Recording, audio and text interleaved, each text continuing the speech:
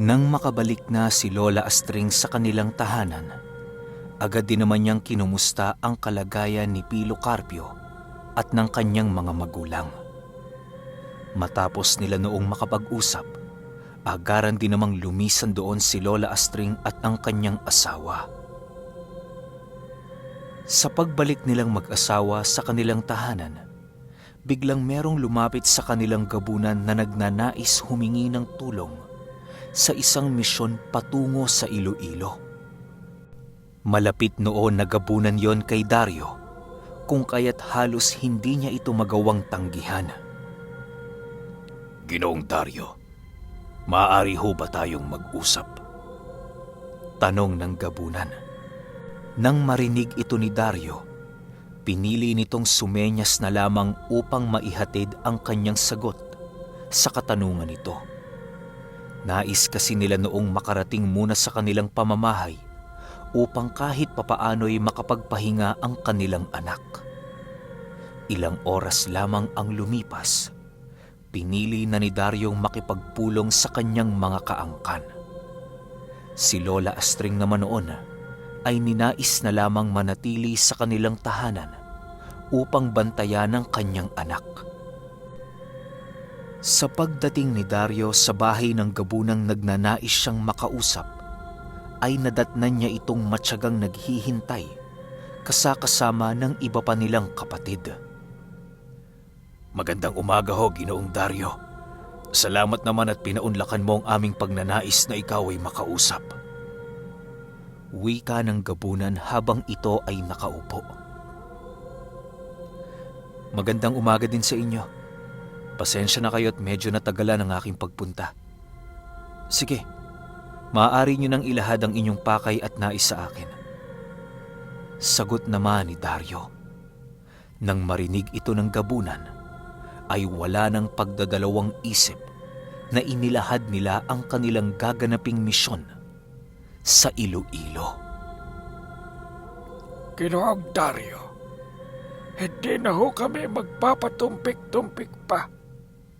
Ang nais ho sana namin, kaya namin na ipatawag ay ang tulong sa aming magaganap na paglalakbay patungong Iloilo. Bilang kinatawan ka ng ating angkan, ay kinakailangan mong sumama kahit taliwas man ito sa iyong desisyon. Importante ang pagtungo natin doon, Ginoo, dahil ito ang buwan ng pangkalahatang pagpupulong ng mga gabunan. Kung nais mo pang sumunod at makianib sa samahan ng ating uri, ay wala kang magagawa kung hindi ang tumungo sa lugar ng pagpupulungan."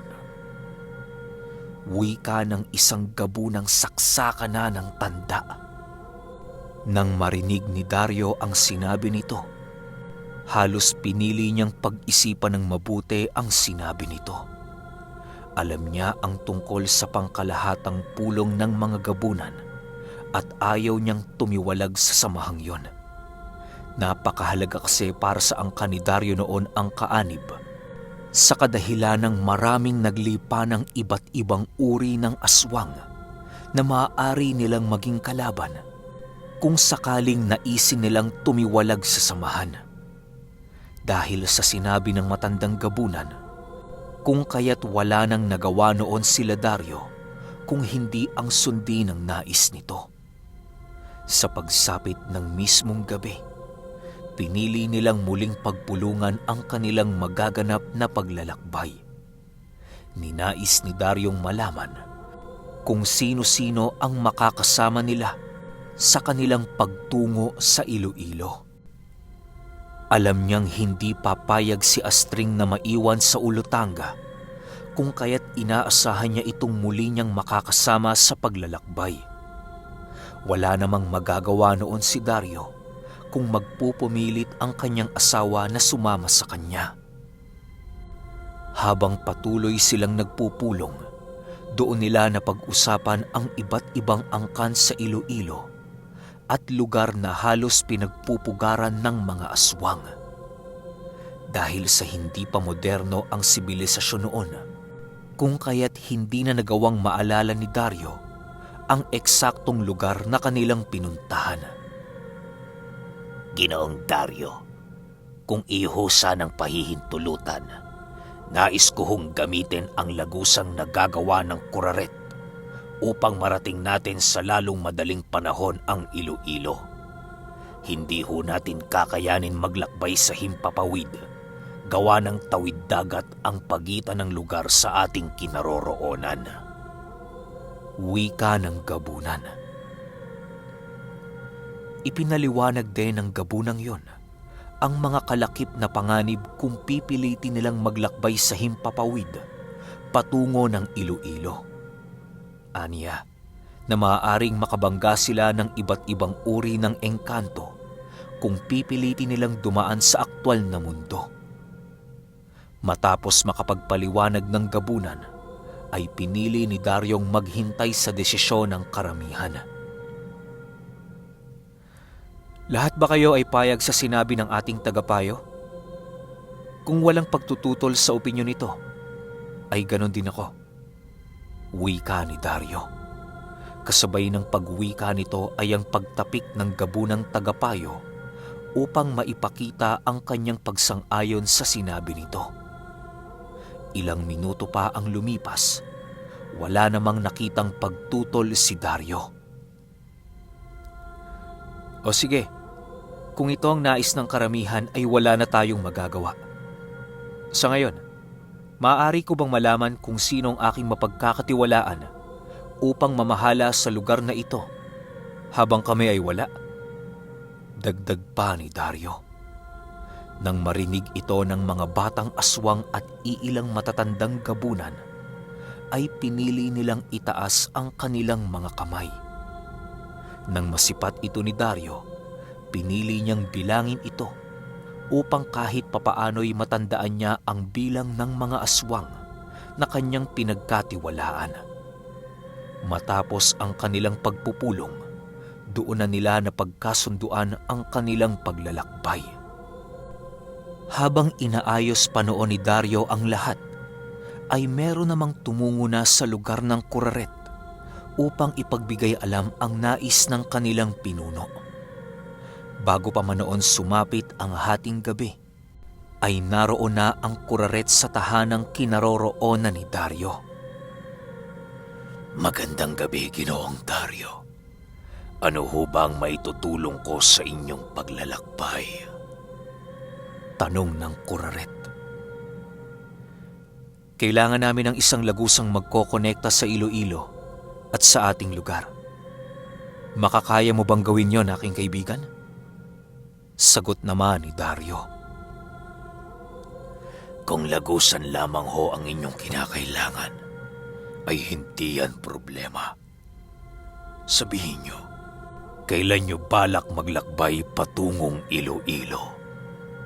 Tanong naman ng kuraret.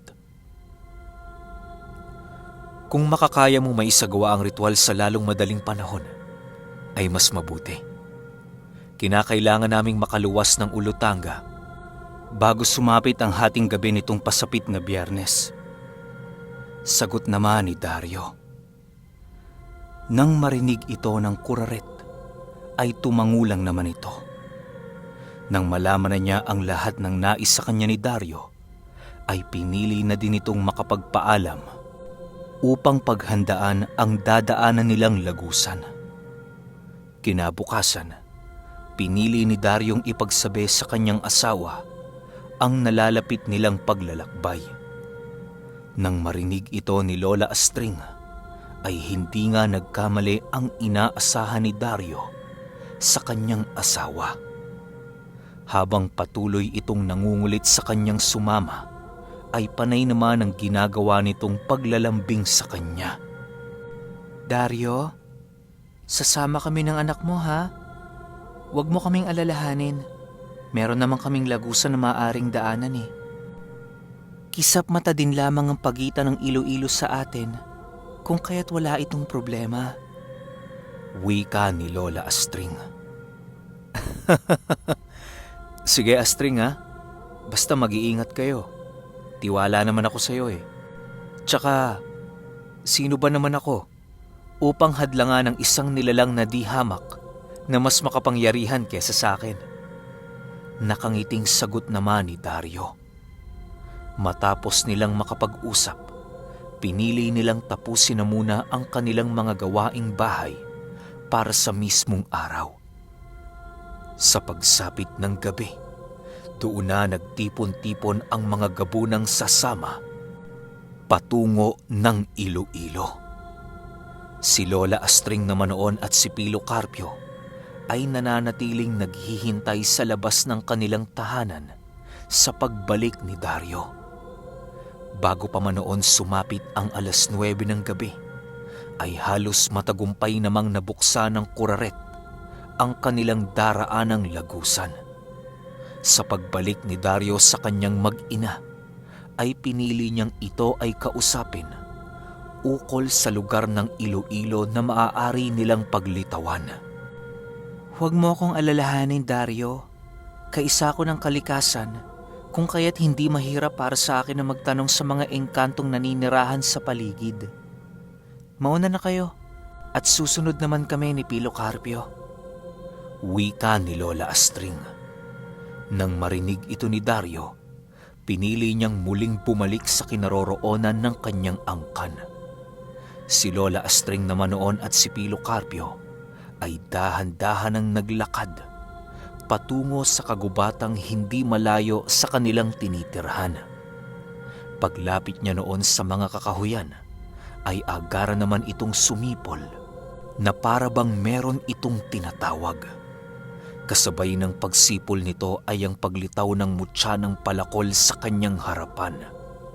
Doon ay meron siyang iniukit na simbolo sa lupa na siyang naging sanhi upang magsilabasan ang mga diwatang gumagabay sa lugar.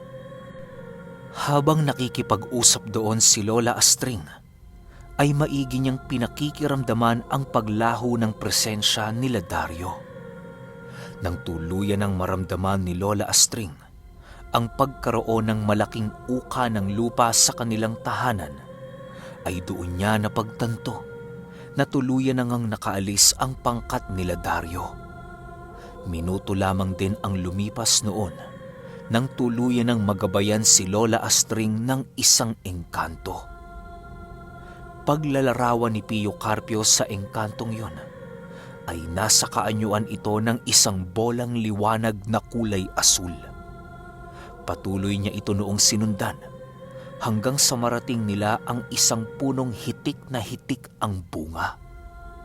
Sa pagpasok ng engkanto sa punong yon, ay agaran din naman itong sinundan ni Lola Astring.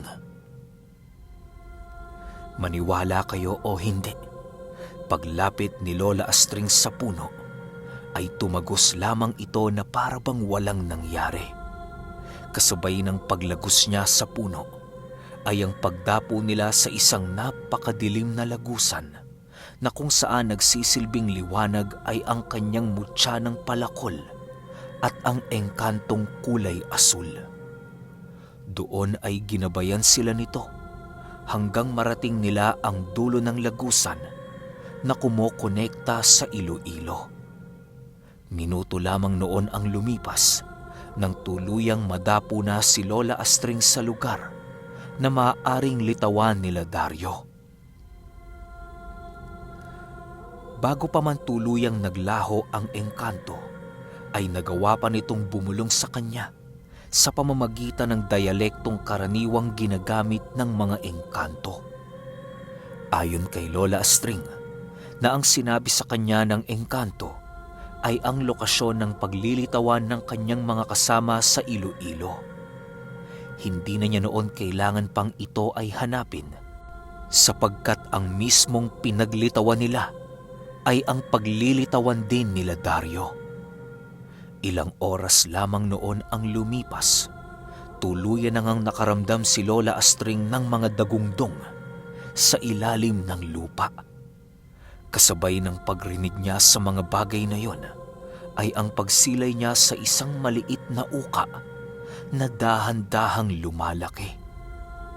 Ilang minuto pa ang lumipas, biglang umahon sila Dario at ang iba nilang kasama sa ukang ginawa ng kuraret. Pagmulat ng mga mata noon ng kanyang asawa ay laking gulat na lamang nito nang masilayan nilang naghihintay na pala si Lola Astring sa Iloilo. Maging ang kuraret noon ay hindi maiwasang magulat, gawa ng yun ang pinakamabilis niyang ginawang paglalakbay patungo sa ibang lugar. Sa pagsilay ni Dario sa kanyang asawa, ay halos hindi nito magawang makapaniwala sa kanyang mga nakita. Kasabay ng pagkawala ng uka ay ang pag-atras naman ng kuraret sa lugar na malapit kay Lola Astring. Oh, Dario, bakit ang tagal nyo? Ilang oras na kaming naghihintay dito ng anak mo eh. Bungad na wika ni Lola Astring. Ganun ba, Astring? Pagpasensyahan nyo na ha. Medyo malayo-layo kasi ang lagusang nilakbay namin eh. Sagot naman ni Dario. Matapos nilang makapag-usap, agaran din naman silang umalis sa lugar na kanilang nilagusan. Ilang minuto lamang noon na paglalakad at tuluyan na nga silang nakasilay ng isang baryo, hindi kalayuan sa bundok na kanilang kinaroroonan. Dahil sa malalim pa noon ng gabi, kung kaya't wala silang nagawa kung hindi ang tumungo sa baryong kanilang nakita. Matinding pag-iingat lamang ang ginawa noon nila Dario, gawa ng dayo sila sa lugar na yon. Hindi din kasi nila maaaring ipagsawalang bahala ang mga kaganapang maaaring mangyari sa pagtungo nila sa baryo. Nang tuluyan na silang makalapit sa lugar, ay pinili nilang maglakad ng kaswal upang hindi sila pag-isipan ng masama sa paligid. Alam nila noong merong nakatinging mata sa kanila sa bawat kubo, kung kaya't pinili na lamang nila itong ipagsawalang bahala. Ilang minuto pa ang lumipas at nadapo na nga ang kanilang pangkat sa isang bahay na merong sulong nagliliyab. Kasabay ng paglapit nila sa lugar na yon, ay ang paglabas naman ng isang matandang lalaki habang ito ay nakangiti. Maligayang pagdating sa aming mumunting baryo. Wika ng matanda. Nang marinig ito ni Dario, doon niya napagtanto na ang matandang yon ay isa din palang kauri nila. Pagsipat dito ni Lola Astring, ay agara naman itong napaatras sa kanyang kinaroroonan. Sedes! Bakit nyo kasama si Sedes? Takot na wika ng matanda. Habang ito ay nagsasalita noon, panay ang pag-atras nito na siyang naging sanhi upang mahulog siya sa kanyang hagdang kinaroroonan. Ilang minuto pa ang lumipas, agad din namang sumagot si Dario ng,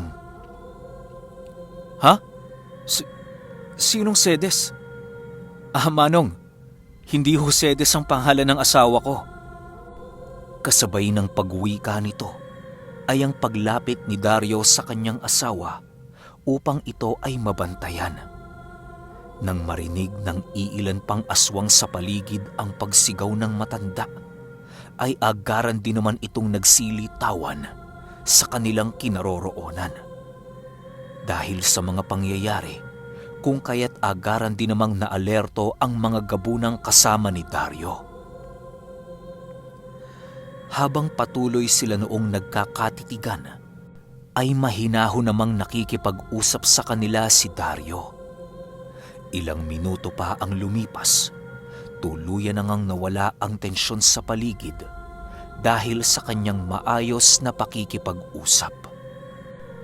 Nang mapagtanto nitong hindi ang taong nagngangalang Sedes ang kanyang kaharap, ay doon pa lamang niya nagawang maging mahinahon.